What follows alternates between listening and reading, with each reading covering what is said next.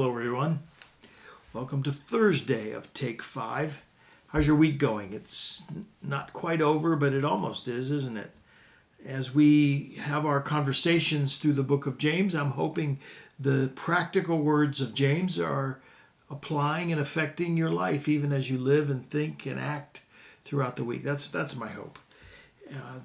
Today we're in James chapter 2. I think we're just going to do verses 8 and 9 in a section that we've been doing it all week. It's about favoritism. It's about partiality. And as I read these verses, it reminds me that we live in a day that is very prone to us versus them on an individual basis and on a broad national basis, even on a global basis. Us versus them. If I'm in the us, we're right, and the them are wrong. I see it this way, and it's the right way, and they don't see it well at all. And that's really where partiality comes in. So here he's going to talk about it. He just got done talking about not showing partiality on outward appearances, and then now he's going to build on that. Listen to these couple of verses, and then we'll talk about them, okay? If you really fulfill the royal law according to the scripture, here's the royal law, you shall love your neighbor as yourself, you're doing well.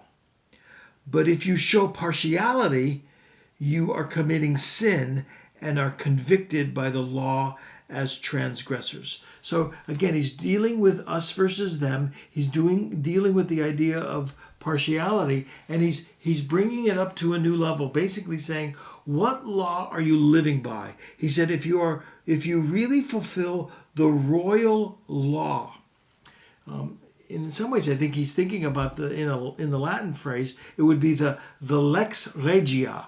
The Romans knew of the lex regia, which is the royal law, and it was the law of Rome. And boy, back in those days, the Romans were very much us versus them. If you were a Roman citizen, you were in. And the royal law was the law of Caesar. And you were protected by the law of Caesar. You were governed by the law of Caesar. This was the lex regia. This was the royal law. And now it sort of didn't apply to them, the barbarians, anybody that was not part of Rome or a Roman citizen. But you, the royal law applied to you, and it maintained how you lived. It had nothing to do with the way you looked at or cared for the barbarian. He's taking that phrase, the royal law, and applying it to us in a whole new way.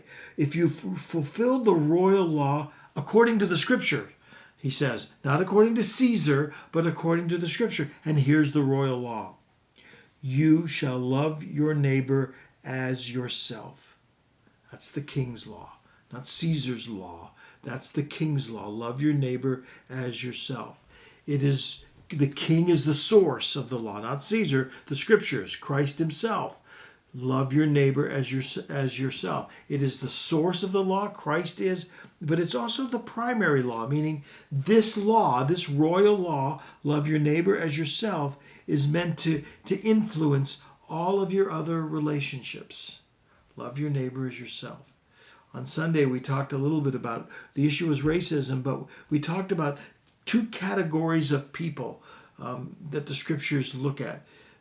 One is your neighbor, and that's anybody that's different than you. In the story of the Good Samaritan, the man asked Jesus, how do I love? And Jesus told the story of the Good Samaritan. And he basically said, which one is right? The Samaritan was the one who came and cared for the one in need, who was completely different from him. That's your neighbor. The person that's different from you, different in color, different in religion, different in worldview. That's the one you love. Love your neighbor as yourself is the royal law. If you don't keep the royal law, he says in verse 9, if you show partiality, you're committing sin. That's sin. And you are convicted by the law as a transgressor, meaning you've broken the law. You've broken the royal law. So what are we hearing today in this Take 5? The Take 5 is this. We are to be those that submit to the royal law. And the royal law is you love your neighbor as yourself. And your neighbor is anybody that's different than you in any way imaginable. Let's be fulfillers of the royal law this Thursday. and I'll see you tomorrow as we complete this section in James chapter 2. It's been good to be with you. I'll see you tomorrow.